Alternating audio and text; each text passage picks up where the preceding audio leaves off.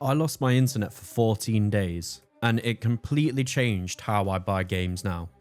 Everything that I relied on was gone. There was no downloads, no updates, no online services, and no access to digital libraries that I had before. And luckily, just before I moved into my new place, I bought a PS3 from CEX and a bunch of games, and it was my lifesaver. Genuinely, all I had to do was go over to my PS3, put in the disc, no updates, the game just works.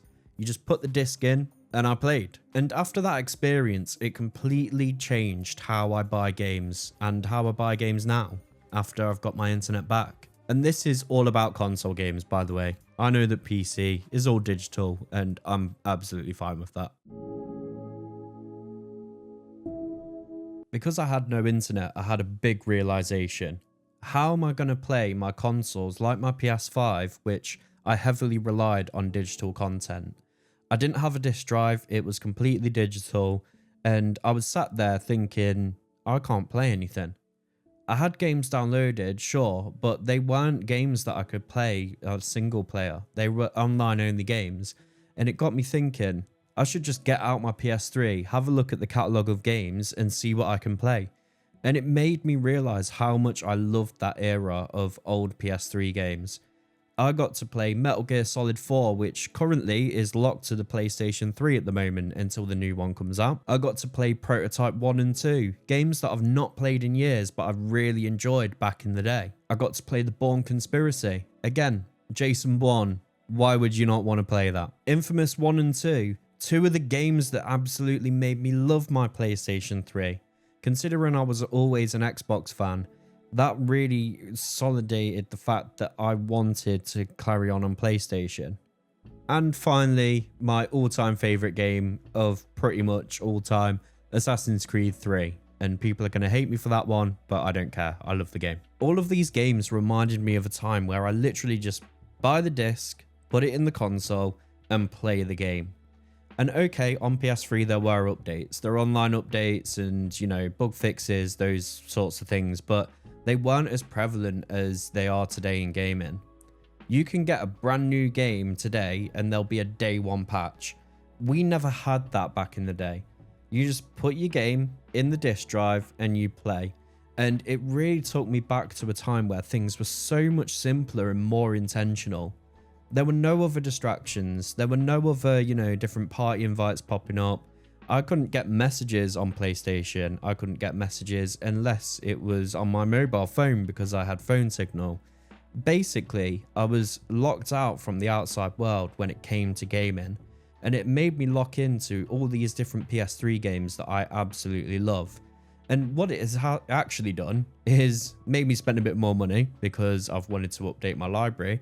But also, I've now got into collecting older games, even to the point where I've had a look at some of the older collector's editions for PS3 and PS4 games and bought those as well, because I wanted to create a game room and make it a bit more personal and a bit more of a cozier experience for me when it comes to the games that I play. But it also meant that I could go back to games that I can't actually even get digitally.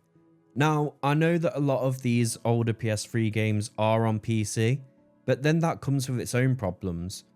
More updated hardware isn't able to run these games, and sometimes they just completely crash or they just don't start. And then the controls are all janky because, you know, your frame rate is too high. And sometimes this PS3 version of the game that I've got is actually a better experience than the one that I've got on my PC. As well, because I was so immersed and I didn't have notifications popping up left, right, and center, I actually got to enjoy my games a bit more. And I actually got to figure out, you know, different things by myself and also just kind of play the game.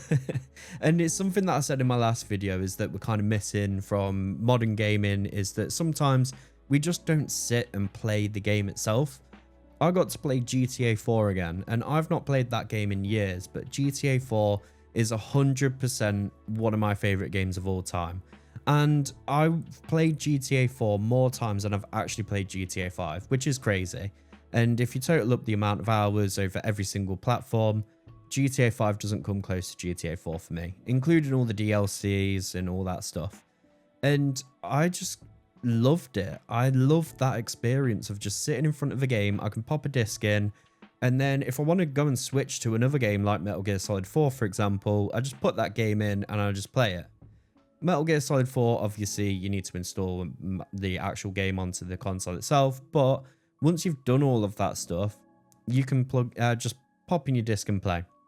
And because I had such a good time just popping in a disc, playing the game, and loving my PS3 again, I now have a library of 29 PS3 games, and it is growing. I've made another order. I've got another order of PS3 games coming in, and I'm focusing on the games that don't work on PC anymore, but also that potentially have had a remaster recently, but I want to play again in its original state and not have all these different updates.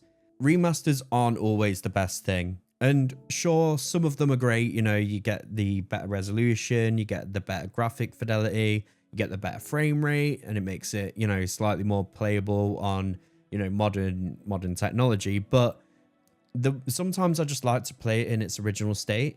And as well, sometimes the remasters are janky, they don't work, and they just don't actually make it better. Let's take the Grand Theft Auto Definitive Trilogy, for example. When that first came out, sure, it might be better now, but when it first came out, that was a complete mess.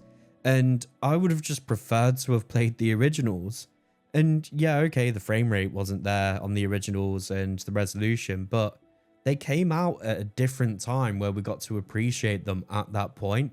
So why not just keep the original the same? And because of my new appreciation of actually having the disc and being able to put it into a console, I've actually started buying my new games on a physical copy. So Resident Evil 9, Borderlands 4, and Call of Duty Black Ops 7, I've all got on a physical copy on my PS5. I even went and bought a disc drive to put into my PS5, just so I can, you know, play physical games.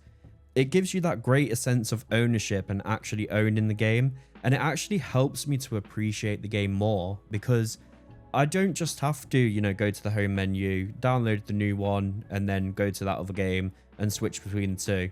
I actually have to physically go and put that game into the console. And that's a complete 180 to the way that I used to be. I used to love having the option of digital games and being able to switch between them. And it was when I was in a different headspace when it came to gaming. I was very much, you know, lay in bed, chill, play a game. But I realized that, first of all, that's not very healthy for me, because I was literally just laying in bed the whole time for hours on end. Not good for me at all. Not good for my posture or my health. But also, it doesn't separate my bedroom, which is a place that I sleep in, from my gaming room, where I actually want to have a different experience and a different immersion. And now I've got to separate from that. And I have to actually physically get up, put the game in the console, and get ready to play that game. It also makes the decision of playing that game more deliberate. I said in my last video, I've got to prioritize when and what game I play. And because obviously, you know, life and, you know, being an adult, you've got to work and that sort of thing, it limits you to play those games and be more deliberate in when you're going to play. And having a physical copy for me helps that. There's also the ownership argument. Digital purchases actually just grant access through a license, which depends on servers and your account, and it can be revoked or removed in some cases. Whereas physical copies, they allow offline play, provide long-term access, and offer tangible ownership. When you buy digital, you're not buying a game, you're buying permission to access it. There was all that stuff with the lawsuit with the Crew, and how, you know, Ubisoft actually came out and said that you don't actually own the Crew. And yeah, okay, if you've got a physical copy of the game, that is the same. But when I have a physical copy, if I lose my internet connection and I don't have access to my account, and let's say, for example, I don't have that game downloaded, I can still pop in my disc and play that game. Resident Evil 9, for example, if I got that on day one and my internet suddenly cut out and I'd pre-ordered it digital, then I wouldn't have been able to play it on the day of release, and I would have been even further behind, and I would have had more of the game spoiled for me on short form content spoilers. When you buy a digital game, you don't actually own it. According to platforms like Steam, PlayStation, and Xbox, you're purchasing a license, you're purchasing permission to access the game not the game itself. And that comes in the Steam subscriber agreement, the PlayStation Store terms of service, and the Microsoft Services agreement. Losing my internet wasn't fun, but it reminded me of something that I didn't realise I'd lost. Gaming used to feel more intentional, and now I'm going back to physical.